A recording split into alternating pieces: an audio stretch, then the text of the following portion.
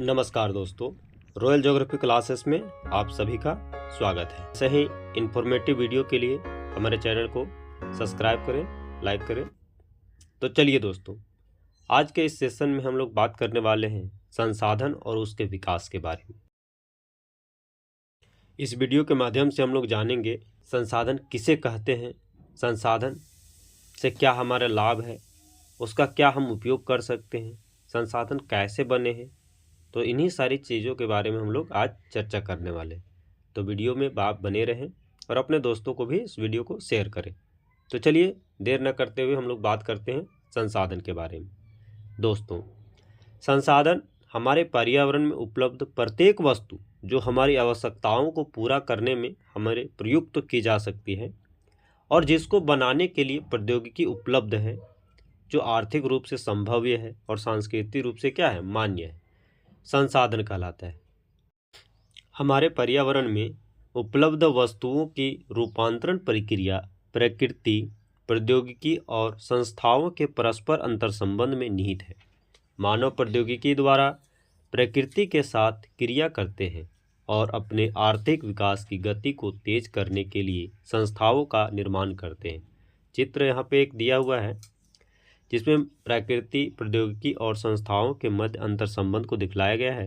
सबसे ऊपर में भौतिक पर्यावरण यानी प्रकृति और बाएं तट में प्रौद्योगिकी और दाएं में संस्थाएं दिखाया गया है। इसके बीच में मानव है जो मानव के अंतर संबंध को दिखलाता है।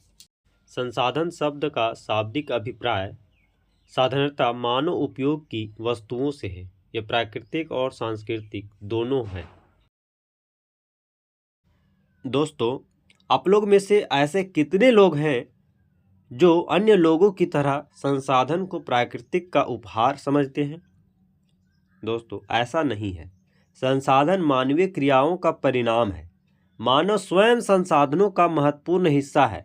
वे पर्यावरण में पाए जाने वाले पदार्थों को संसाधनों में परिवर्तित करते हैं तथा उन्हें प्रयोग करते हैं, प्रयोग के लायक बनाते हैं। वो मानव ही होते हैं जो अपने बुद्धि विकास के द्वारा ही संसाधनों का उपयोग करना सीखते हैं और उसका उपयोग करते हैं। उदाहरण के तौर पर कोयला तब तक संसाधन नहीं माना गया जब तक मनुष्य ने उसका खोज नहीं किया, उसका जो है कि उपयोग करना प्रारंभ नहीं किया। तो चलिए अब हम लोग देखते हैं संसाधन की कुछ परिभाषाएं। ठीक है, जिमरमैन के अनुसार संसाधन पर्यावरण की वे विशेषताएं हैं जो मनुष्य की आवश्यकताओं की पूर्ति में सक्षम मानी जाती है, जैसे ही उन्हें मानव की आवश्यकताओं और क्षमताओं द्वारा उपयोग प्रदान की जाती है, संसाधन कहलाता है। जेम्स फिशर के शब्दों में संसाधन वह कोई वस्तु जो मानवीय आवश्यकताओं और इच्छाओं की पूर्ति करती है, संसाधन है। स्मिथ एवं फिलिप्स के अनुसार भौतिक रूप से संसाधन वातावरण की वे प्रक्रियाएं हैं जो मानव के उपयोग में आती है। आई होप कि आपको संसाधन की परिभाषा या संसाधन किसे कहते हैं समझ में आ गया होगा। चलिए अब इसका वर्गीकरण हम लोग देखते हैं। संसाधन मुख्य रूप से दो प्रकार के हैं, प्राकृतिक और मानवीय। प्राकृतिक संसाधन को नवीकरणीय योग्य संसाधन और अनवीकरणीय योग्य संसाधनों में वर्गीकृत करते हैं। नवीकरणीय योग्य संसाधन इसको दो भागों में बांटते हैं, सतत या प्रवाह जैसे पवन और जल, जैव जिसको दो भागों में हम लोग पुनः बांटते हैं, प्राकृतिक वनस्पति वन और दूसरा है वन्य जीव। अब हम लोग अनवीकरणीय योग्य संसाधन की चर्चा करते हैं। दोस्तों, इसे भी पुनः दो वर्गों में बांटा गया है, पुनः चक्रीय संसाधन जैसे में धातु और अचक्रीय संसाधन जैसे में जीवाश्म ईंधन। अब हम लोग बात करते हैं मानवीय संसाधन। मानवीय संसाधन जो है संरचना और संस्था और दूसरा है मात्रा और गुणवत्ता के आधार पर इसको भी दो वर्गों में बांटा गया है। तो आई होप कि आपको ये डायग्राम समझ में आ गया होगा। दोस्तों, इस वर्गीकरण के अलावे भी संसाधनों को कई वर्गों में बांटा जा सकता है। उत्पत्ति के आधार पर जैव और अजैव संसाधन, ख समाप्यता के आधार पर नवीकरणीय योग्य संसाधन और अनवीकरणीय योग्य संसाधन, ग स्वामित्व के आधार पर व्यक्तिगत सामुदायिक, राष्ट्रीय और अंतर्राष्ट्रीय स्तर पर। घ, विकास के स्तर के आधार पर, संभावी विकसित भंडार और सिंचित कोष के आधार पर। आई होप कि आपको यहाँ तक समझ में आ गई होगी। तो चलिए अब हम लोग इसको विस्तृत चर्चा करते हैं। उत्पत्ति के आधार पर जैव संसाधन और अजैव संसाधन। अब हम लोग देखते हैं जैव संसाधन। इन संसाधनों की प्राप्ति जीवमंडल से होती है और इसमें जीवन पर्याप्त होता है, जैसे मनुष्य, वनस्पति जात, प्राणी जात, मत्स्य जीवन, पशुधन आदि जितने भी जीव जंतु हैं, ये सब क्या है? जैव संसाधन। दूसरा हमारा है अजैव संसाधन। वे सारे संसाधन जो निर्जीव वस्तुओं से बने हैं अजैव संसाधन कहलाते हैं। उदाहरण के रूप में चट्टानें, धातु, मिट्टी। ठीक है। अब हम लोग देखते हैं समाप्यता के आधार पर वैसे संसाधन जो समाप्त हो जाए। इसको भी हम लोग दो वर्गों में बांटे थे, नवीकरणीय योग्य संसाधन और अनवीकरणीय योग्य संसाधन। नवीकरणीय योग्य संसाधन के बारे में चर्चा करते हैं। वे संसाधन जिन्हें भौतिक, रासायनिक या यांत्रिक प्रक्रियाओं के द्वारा नवीकृत या पुनः उत्पन्न किया जा सकता है, उन्हें नवीकरणीय योग्य अथवा पुनर्पूर्ति योग्य संसाधन कहा जाता है। उदाहरण के तौर पर सौर पवन, पवन ऊर्जा, जल, वन या वन्य जीवन, इन संसाधनों को हम लोग पुनः क्या कर सकते हैं? उपयोग कर सकते हैं। इसीलिए इन संसाधनों को नवीकरणीय संसाधन कहा जाता है। आई होप कि आपको ये बात समझ में आ रही होगी। चलिए अब दूसरा हम लोग देखते हैं इसी का अनवीकरणीय योग्य संसाधन। इन संसाधनों का विकास एक लंबे भूवैज्ञानिक अंतराल में होता है, एक लंबा समय में होता है, और खनिज और जीवाश्म ईंधन इस प्रकार के संसाधनों के प्रमुख उदाहरण हैं। इनके बनने में जो है लाखों वर्ष का समय लग जाता है। इनमें से कुछ संसाधन जैसे धातु पुनः चक्रीय हैं और कुछ संसाधन जैसे जीवाश्म ईंधन अचक्रीय संसाधन है। एक बार प्रयोग के बाद यह खत्म हो जाती है, जैसे में कोयला, पेट्रोल, प्राकृतिक गैस, जिसका हम लोग एक बार उपयोग करने के बाद वो समाप्त हो जाती। आई होप कि आपको बात क्लियर हुआ। चलिए दूसरा हम लोग देखते हैं स्वामित्व के आधार पर संसाधनों का वर्गीकरण। दोस्तों स्वामित्व के आधार पर इसको व्यक्तिगत, सामुदायिक, राष्ट्रीय और अंतर्राष्ट्रीय आधार पर बांटे हैं। सबसे पहले हम लोग देखते हैं व्यक्तिगत संसाधन किसे कहते हैं। व्यक्तिगत संसाधन, संसाधन निजी व्यक्तियों के स्वामित्व में बहुत होते हैं। बहुत से किसानों के पास बहुत सारे है ना सरकार के द्वारा आवंटित भूमि होती है, जिसके बदले में वो सरकार को लगान चुकाते हैं। गांव में बहुत से लोग जो है कि भूमि के स्वामी होते हैं, बहुत से लोग भूमिहीन भी होते हैं, और शहरों में देखेंगे तो लोग भूखंड, घर और जायदाद के मालिक होते हैं। बाग, चारागाह, तालाब, कुओं का जल आदि संसाधनों पर निजी स्वामित्व के उदाहरण हैं। किसी के पास कार है, किसी पर है, ये क्या हमारा निजी व्यक्तित्व है, इसीलिए इसको हम लोग क्या कहते हैं? निजी संसाधन। सामुदायिक स्वामित्व वाले संसाधन, ये वे संसाधन हैं जिसमें किसी समुदाय या संस्था का जो है कि स्वामित्व होता है, जैसे गांव की जो है कि सम्मिलित भूमि, चारण भूमि, श्मशान भूमि, तालाब इत्यादि। और नगरीय क्षेत्रों में सार्वजनिक पार्क, पिकनिक स्थल, खेल के मैदान वहाँ रहने वाले सभी लोगों के लिए उपलब्ध होता है। रेलवे लाइन या बस स्टैंड, ये सब क्या है? सार्वजनिक जो है कि स्थल होता है और सार्वजनिक संपत्ति है। अगला है हमारा राष्ट्रीय संसाधन। तकनीकी तौर पर देश में पाए जाने वाले जितने भी संसाधन हैं वो क्या हैं? राष्ट्रीय हैं, और देश की सरकार को कानूनी अधिकार है कि वह व्यक्तिगत संसाधनों को भी आम जनता के हितों में अधिग्रहित कर सकता है। आपने देखा होगा कि सड़कें, रेल लाइन व्यक्तिगत स्वामित्व वाले खेतों में बनी हुई है। शहरी विकास प्राधिकरणों से को सरकार ने भूमि अधिग्रहण का अधिकार दिया हुआ है। सारे खनिज पदार्थ, जल संसाधन, वन, वन्य जीवन, राजनीतिक सीमाओं के अंदर सारी भूमि, और समुद्र में 12 समुद्री मील तक महासागरीय क्षेत्रों में पाए जाने वाले संसाधन सब राष्ट्रीय संपदा के संसाधन हैं। आई होप कि आपको समझ में आ गया हो। देखिए, अब आता है हमारा अंतर्राष्ट्रीय संसाधन। अंतर्राष्ट्रीय संसाधन जिसमें कुछ अंतर्राष्ट्रीय संस्थाएं संसाधनों को नियंत्रित करती है। समुद्र तटीय जो है कि 200 मील की दूरी, जिसको अपवर्जक आर्थिक क्षेत्र कहते हैं, ये सारे खुले महासागरीय संसाधन पर किसी भी देश का अधिकार नहीं होता है। इन संसाधनों को अंतर्राष्ट्रीय संस्थाओं की सहमति पर, है ना, उपयोग किया जा सकता है। यदि सहमति ना हो तो इसका उपयोग नहीं किया जा सकता है। आई होप कि आपको यहाँ तक क्लियर हो गया होगा। विकास स्तर के आधार पर संसाधनों का वर्गीकरण। पहला है संभावी संसाधन। यह वे संसाधन है जो किसी प्रदेश में विद्यमान होते हैं परंतु इनका उपयोग नहीं किया गया है। उदाहरण के तौर पर भारत के पश्चिमी भाग में, विशेषकर राजस्थान और गुजरात में, पवन और सौर ऊर्जा संसाधनों की अपार संभावना है परंतु इनका सही ढंग से विकास नहीं हुआ है। इसलिए इसको क्या कहते हैं? संभावी संसाधन। संभावनाएं हैं कि इसका हम लोग उपयोग कर सकते हैं। दूसरा है विकसित संसाधन। ये वे संसाधन हैं जिनका सर्वेक्षण किया जा चुका है और उनके उपयोग की गुणवत्ता और मात्रा निर्धारित की जा चुकी है। विकसित संसाधन कहलाते हैं। संसाधनों का विकास प्रौद्योगिकी और उनकी संभाव्यता के आधार पर यह निर्भर करता है कि कौन संसाधन विकसित है और कौन सा नहीं। अगला है हमारा भंडार के आधार पर संसाधन।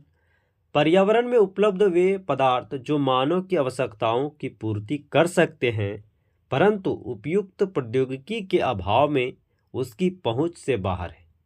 भंडार में शामिल है, उदाहरण के लिए, जल 2 ज्वलनशील गैसों हाइड्रोजन और ऑक्सीजन का यौगिक है का सम्मिलन से बना है और यह ऊर्जा का मुख्य स्रोत बन सकता है परंतु इस उद्देश्य से इनका प्रयोग करने के लिए हमारे पास क्या है? आवश्यक तकनीक की ज्ञान उपलब्ध नहीं है।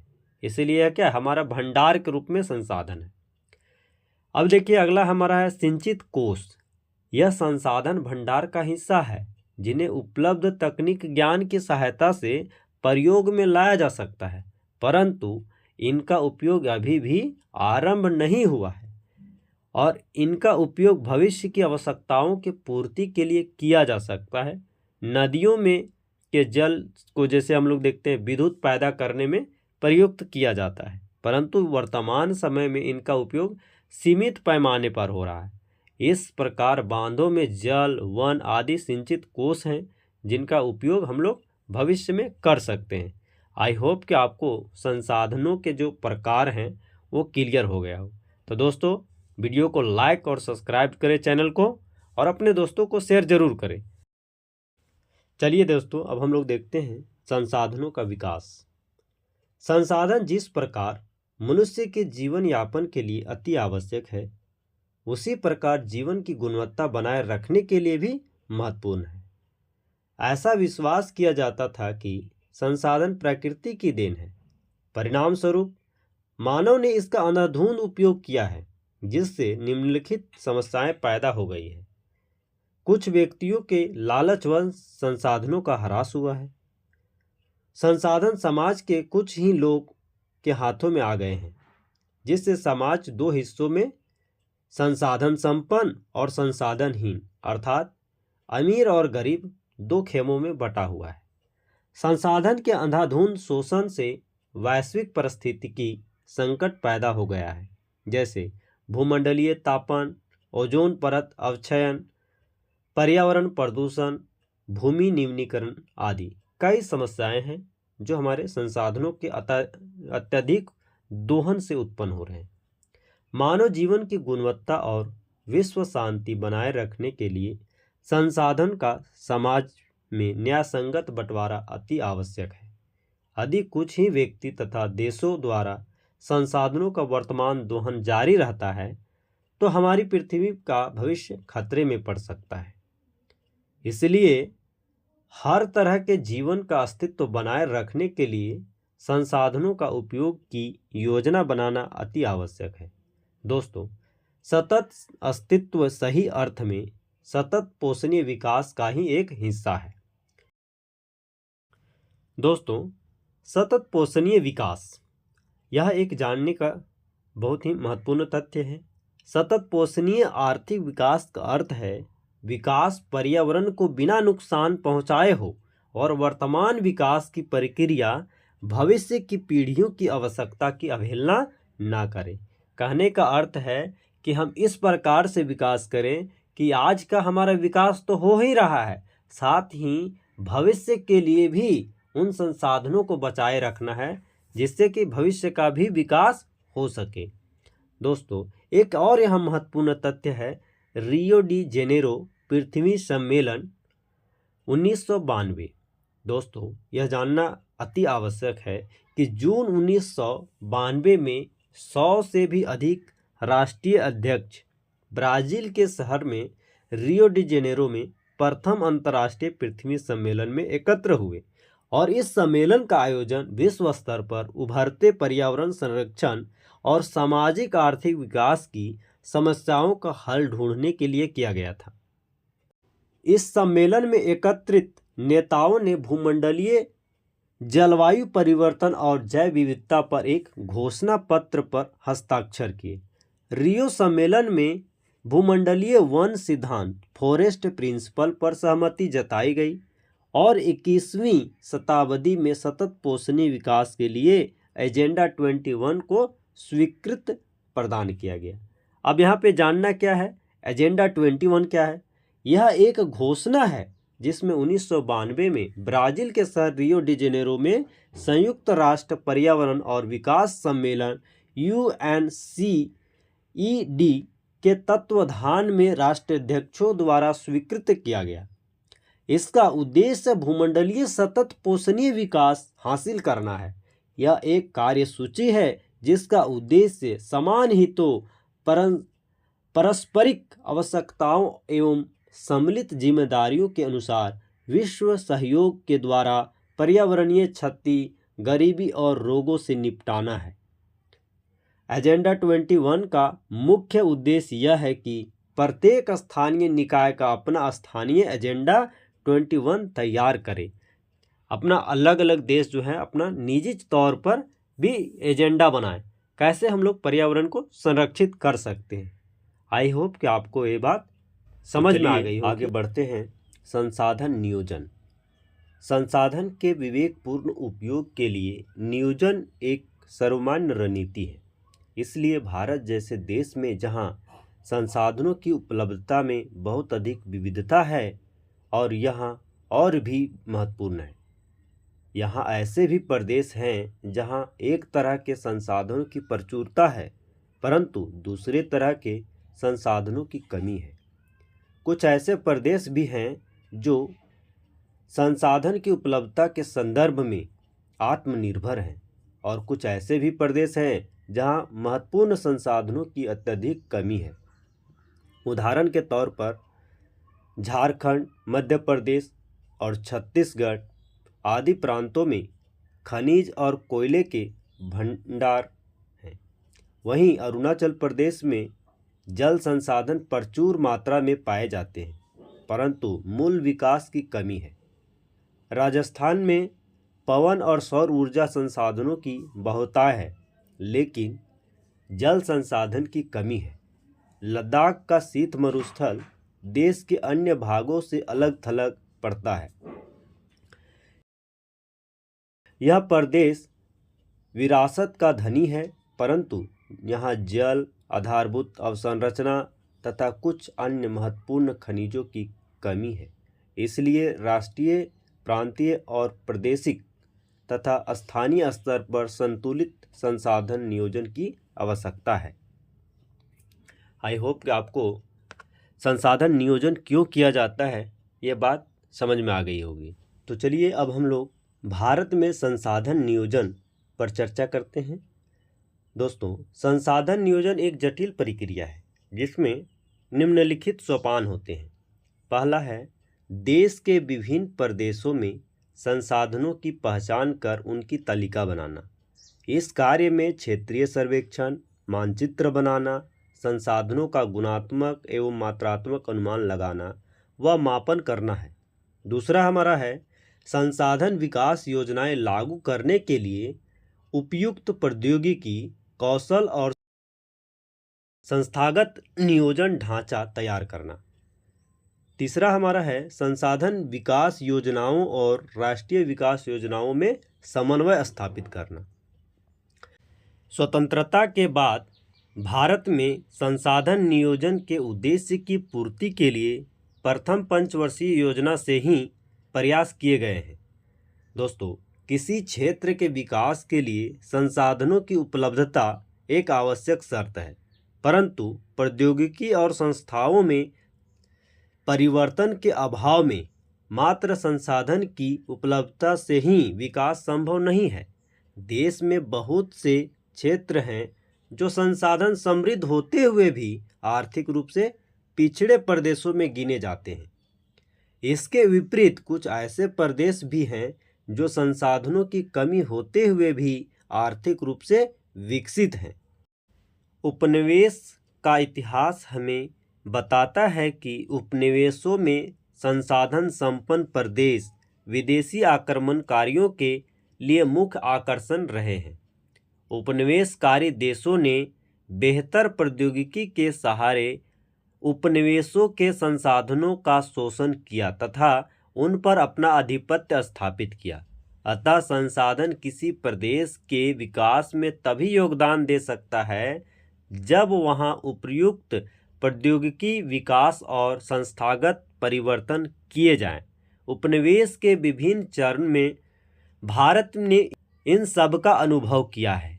अतः भारत में विकास सामान्यतः संसाधन विकास लोगों के मुख्य संसाधनों की उपलब्धता पर ही निर्भर या आधारित नहीं था, बल्कि इसमें प्रौद्योगिकी, मानव संसाधन की गुणवत्ता और ऐतिहासिक अनुभव का भी योगदान रहा है।